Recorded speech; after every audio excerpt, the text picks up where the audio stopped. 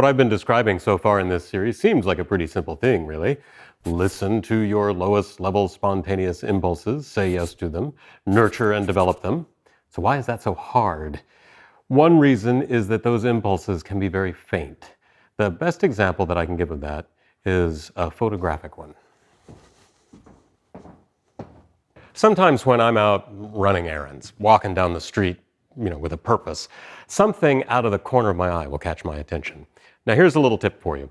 Photographers don't go out into the world looking for photographs because nothing in the world looks like a photograph. The world doesn't have a frame around it. It's three-dimensional. It has more color and range of tone than what our cameras can capture. So if you go out looking for a photograph, you won't ever see anything to shoot because there aren't any photographs out there. Instead, photographers go out looking for anything that's remotely visually interesting. From that interest, they then work to try to make a photograph out of that particular scene. So I'm out walking down the street and something out of the corner of my eye will catch my attention because somehow it has interested that threat assessment part of the brain. Now, we don't all find the same things interesting. Those things that interest you are yours. That's why having a moment like this where something's caught my attention is a boon to a photographer. It's the thing we wait for because now we can go work that thing that we've seen that maybe no one else sees and hopefully end up with a good photo.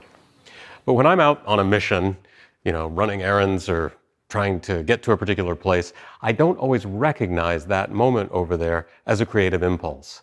That's what I mean about them being faint. It's not that I don't feel the impulse, it's that I don't feel it as potential. I might even look at that interesting thing and think, wow, and then I go right back to keep on moving. I don't recognize that moment as the potential creative spark that it is, and that's because I've got so much other stuff in my head.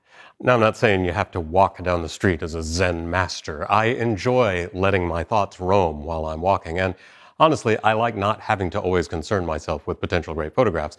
But what you need to understand is that even an impulse with tremendous potential doesn't present itself as a finished creative idea. Unfortunately, we have myths about great creative acts, Mozart having pages of music drop into his head and so on.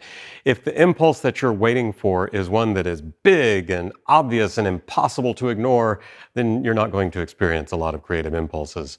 But with awareness of how they can get obscured by everyday experience and with practice and an understanding of what creative impulses feel like, you will get better at picking them out of the noise of your everyday life. But next, we have to talk about something scary.